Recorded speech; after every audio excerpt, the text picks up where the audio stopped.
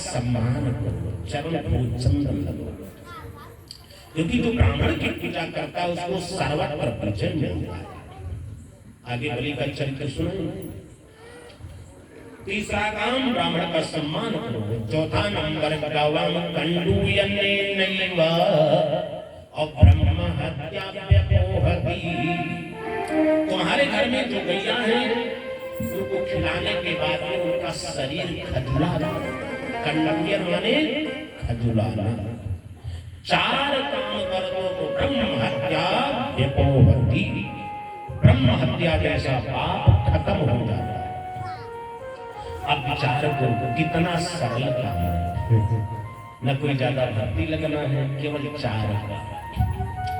इसलिए परीक्षित ने कहा कल गैया की महिमा का तुम्हें पता नहीं, बड़े बड़े पाप ताप खत्म हो जाते हैं। चक्रवर्ती सम्राट दिलीप को कोई वंश नहीं था, कोई सेवा समझा, बहुत उदाहरण दिया। कल जब रोने लगा महाराज छोड़ दो, ठीक हम छोड़ देंगे। कल जब ने कहा हे प्रभु हमारे अंदर दो गुण है, अपने अवगुण देखें, दो गुण क्या है। तब कलयुग ने कहना प्रारंभ किया भगवान, हमारी कलयुग में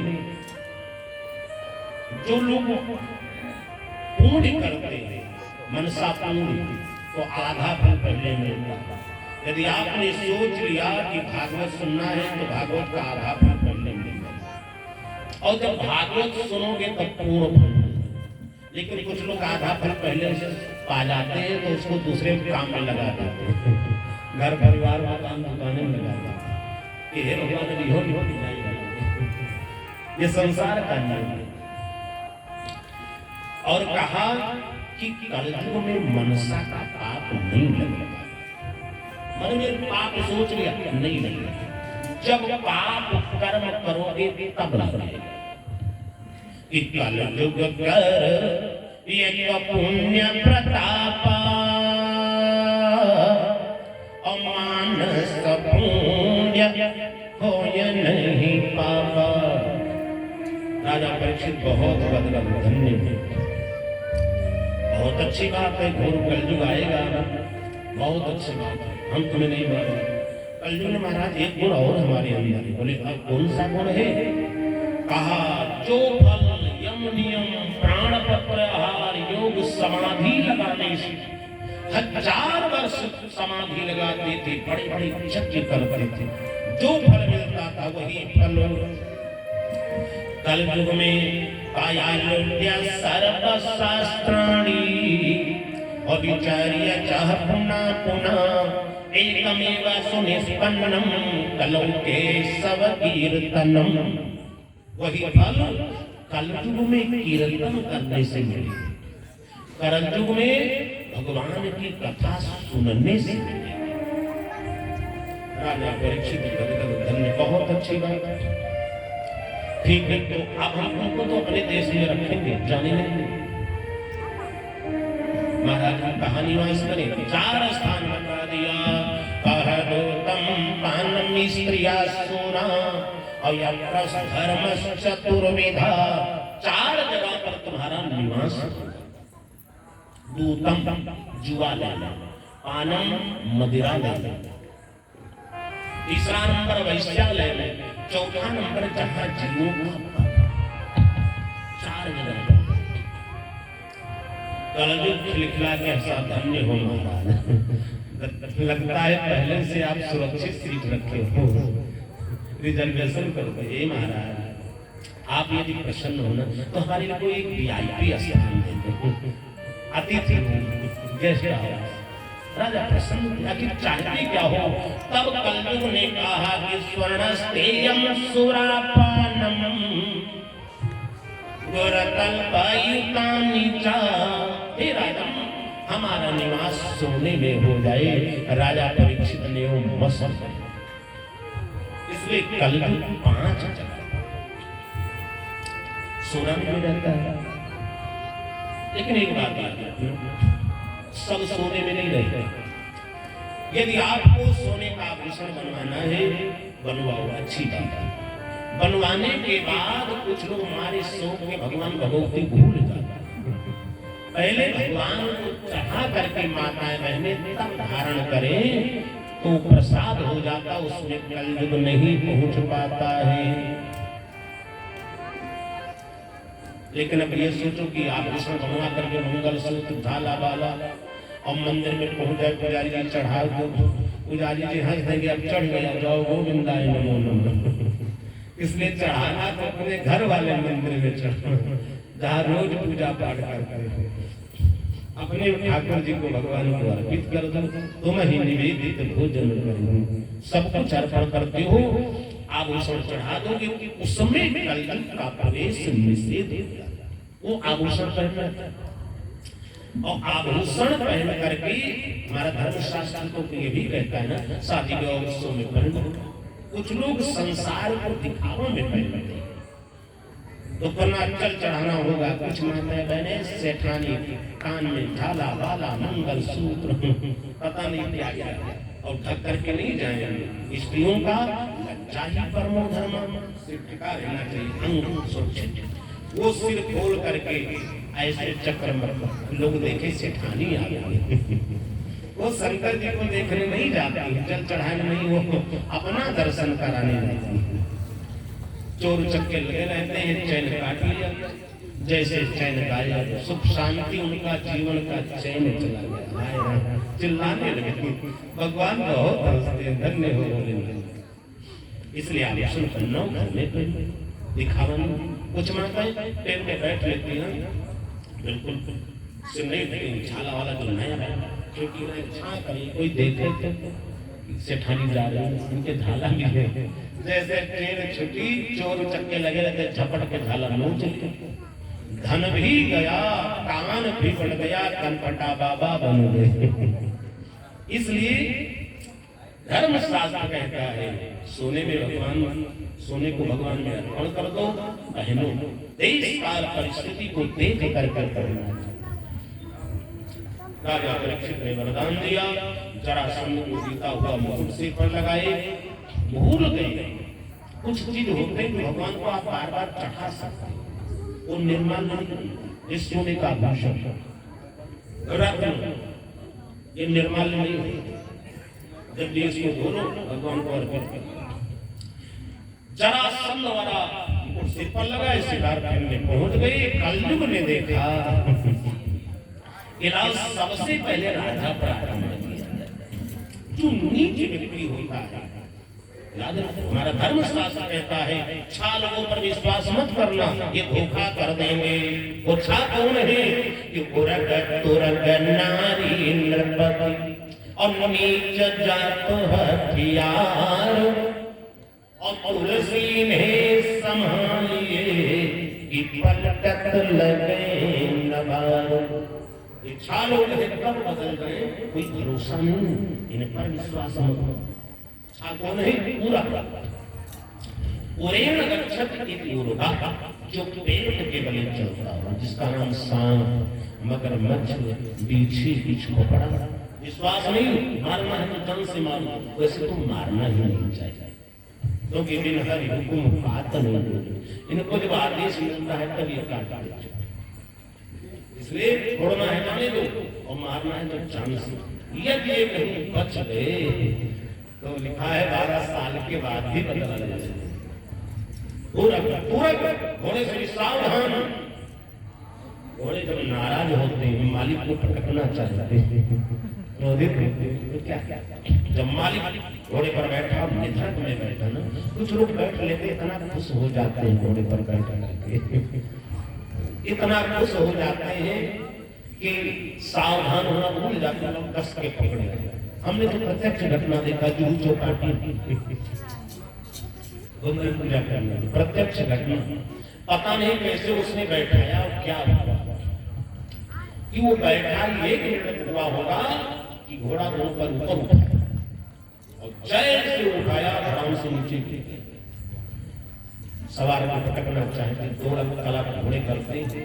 ये धर्म में देखा, ऊपर उठा के हिलाया, और जो बैठा है नीचे गिरा, और जो नीचे गिर गया और कहीं कहीं ताप रख दिया तब तो आलू भरता बन जाओगे, हड्डी अलग। अथवा वेग से तब दौड़ते हैं और सवार से नाराज है, कई रुक जाते हैं तो सटक करके सवार दूर चला जाता है। इसलिए घोड़े से भी सावधान, पूरा पूरा गन्ना।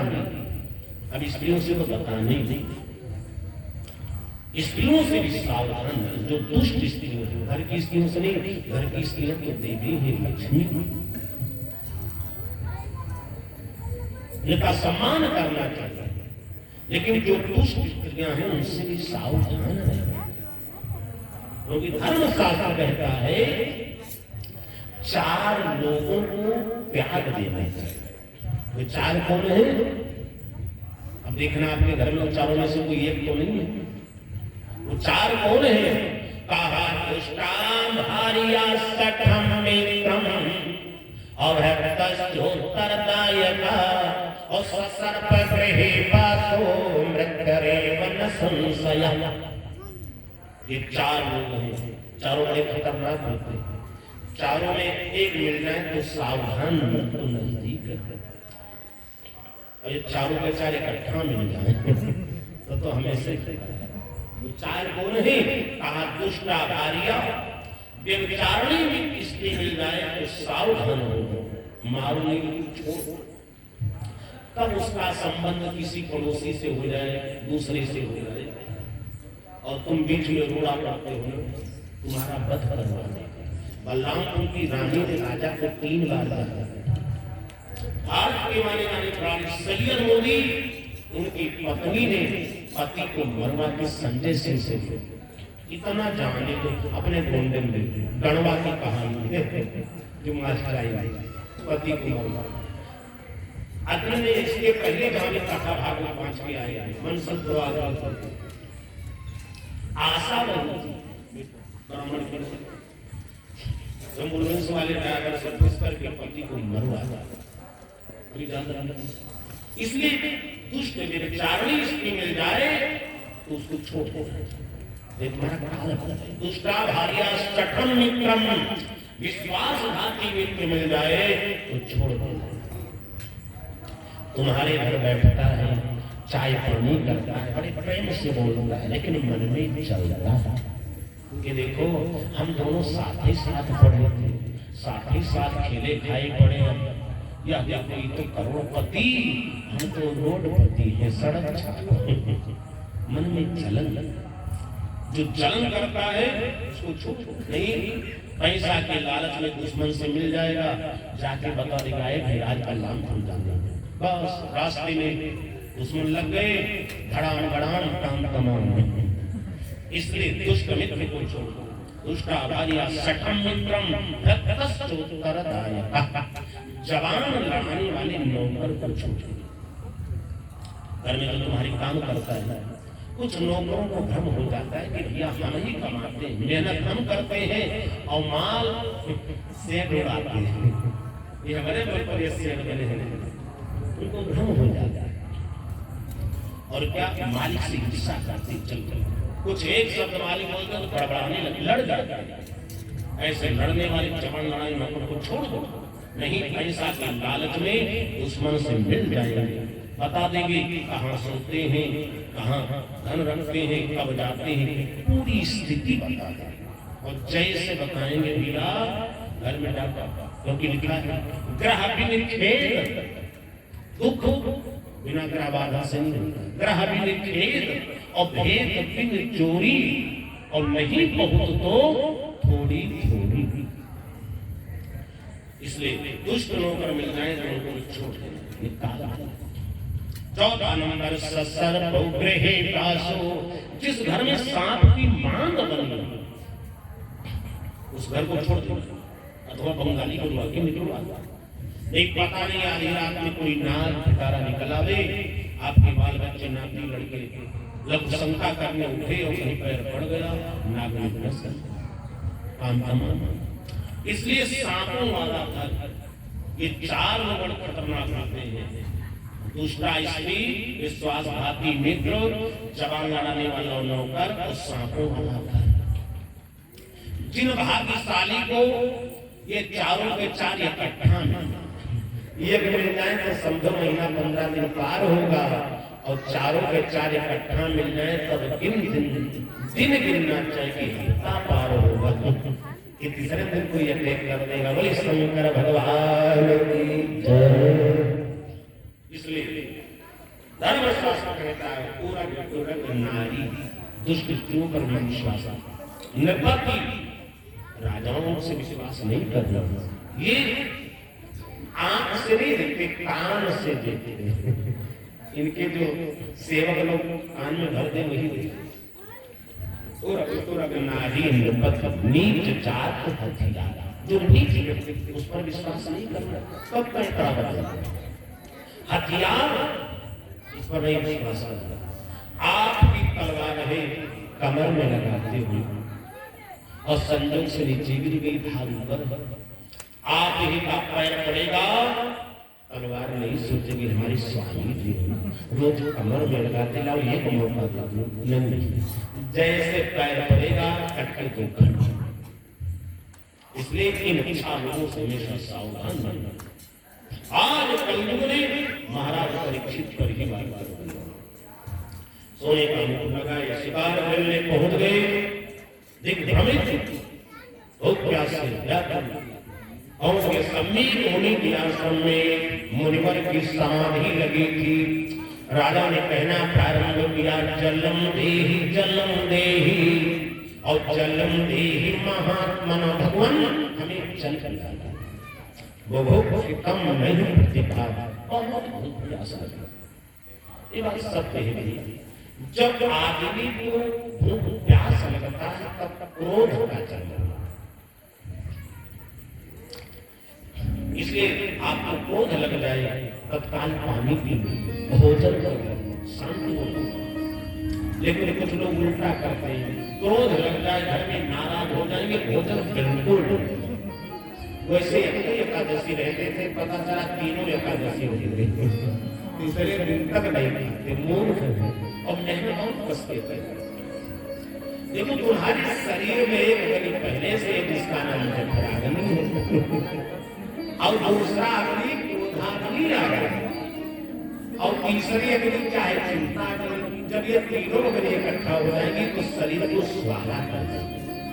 इसलिए घर से नाराज कोई बात नहीं है, नाराज हो जाओ बढ़िया प्रेम से भोजन करो और चक्कर कान के सो जाओ। बोले द्वारकाधीश भगवान की जय। एक आवाज इसलिए धर्मशास्त्र कहता है राजा परीक्षित ने कहा मुनिवर हमें चलने दिया। मुनिवर समाधि, भाई समाधि किसे कहते हैं? धर्मशास्त्र कहता है आत्मना परमात्मनं सम्यक धीयते इति समाधि। आत्मा के द्वारा परमात्मा का सम्यक ध्यान किया वही समाधि।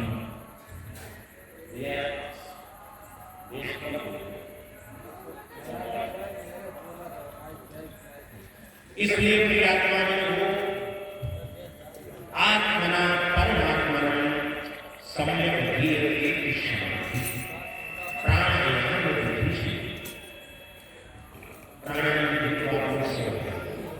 श्वास दाहिने नासिका को बंद करके और बाएं नासिका से श्वास खींचते हुए मंत्र पढ़ते हुए, यदि मंत्र पढ़ते रहो भूम भुवः स्वः जन तपः सत्य, मंत्र नहीं आता सीताराम सीताराम बोलते हैं। सांस खींच करके पेट बंद करो, सांस रोको। नाभि में भगवान विष्णु का, हृदय में ब्रह्मा जी का, मस्तक पर शिव जी का ध्यान किया है। और जितना देर सांस रोको इसी का नाम समाधि। आत्मना परमात्मनं सम्यक धीयते इति समाधि। तो मुनिवर की समाधि अब राजा को क्रोध लगा। धर्मशास्त्र कहता है जब किसी व्यक्ति की कामना पूर्ति नहीं होती तो उसको क्रोध लग जाता है। जब क्रोध लगता है कामात् जायते क्रोधः, जब कामनाएं नहीं पूर्ण होती हैं तो आदमी को क्रोध लग जाता है। क्रोध क्या है? क्रोधा पापस्य कारण, क्रोध पाप का कारण। परिवार में क्रोध करो, क्रोध दो प्रकार का, परिवार को अनुशासन में चलाने के लिए क्रोध, ऊपर से दिखावटी लेकिन मन में हंसते रहो, अंदर से क्रोध। और जो अति क्रोध होता है वो पाप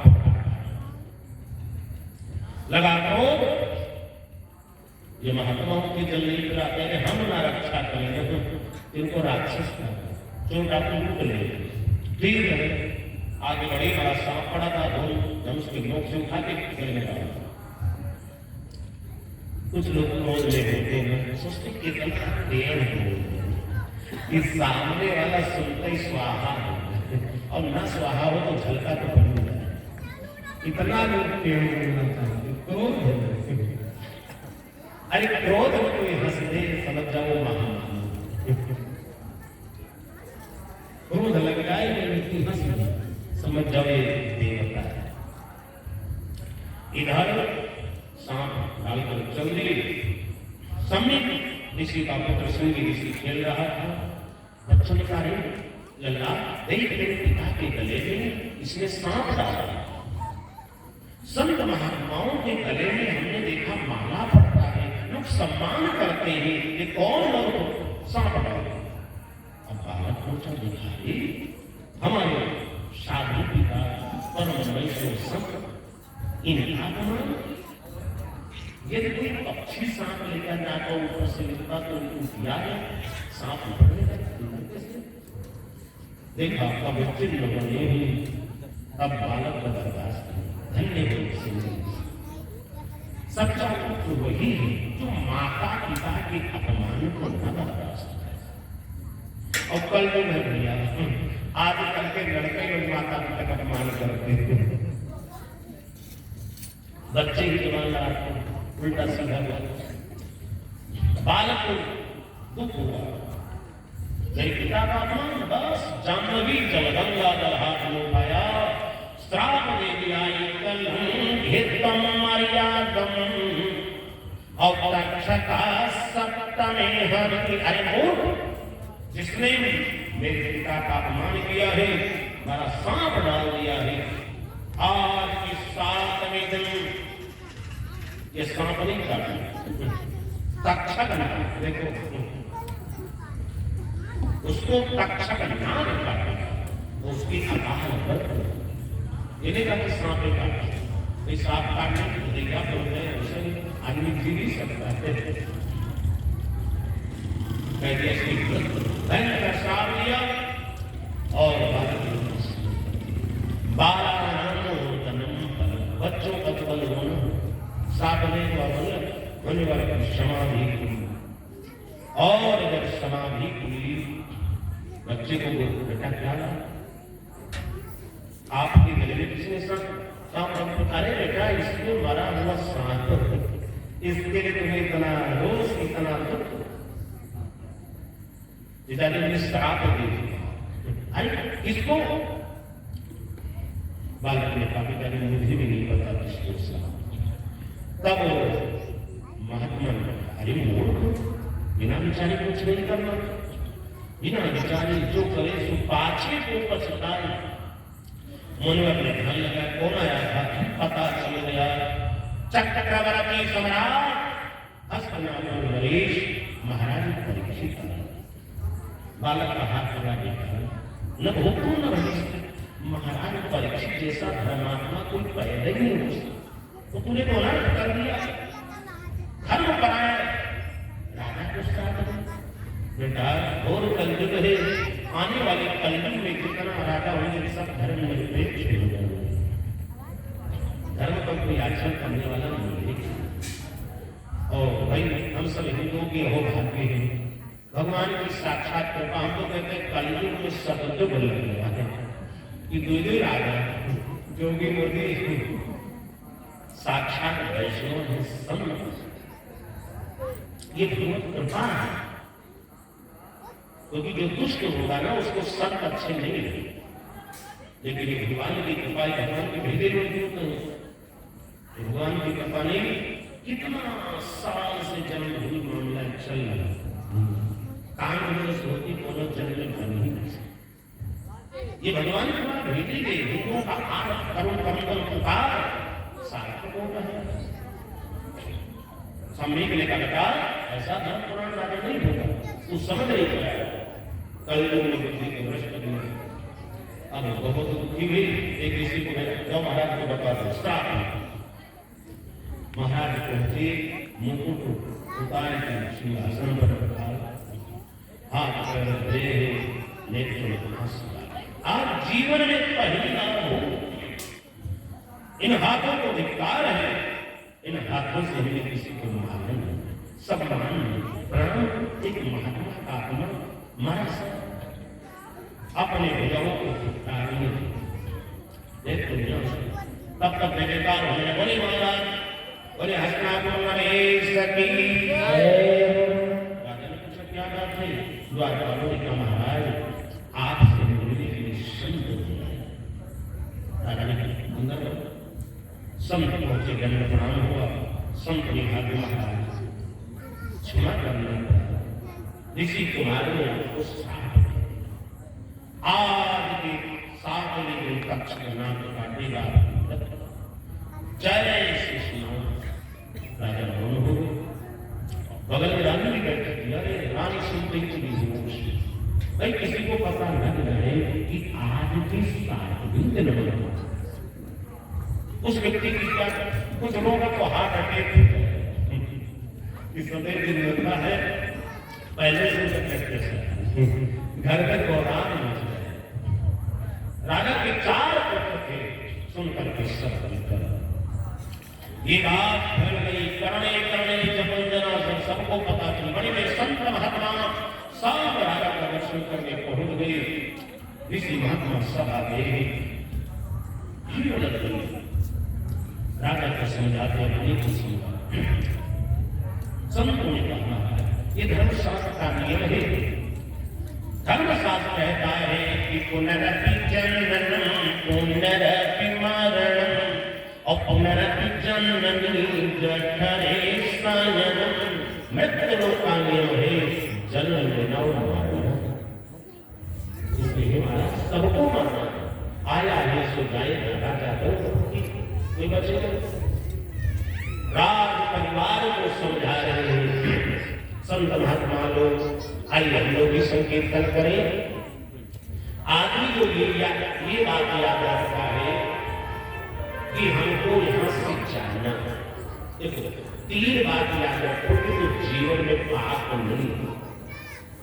3 बात क्या है कि हमको यहाँ से जाना है और कब जाएंगे निश्चित नहीं है, और साथ में क्या जाएगा। ये 3 बात याद रखो, जीवन में पाप नहीं। संतों ने समझाना प्रारंभ कर दिया कि जगत चला जाए, अरे जगत चला जाए हमें को ना जाइया। जगत चला जाए हमें क्यों ना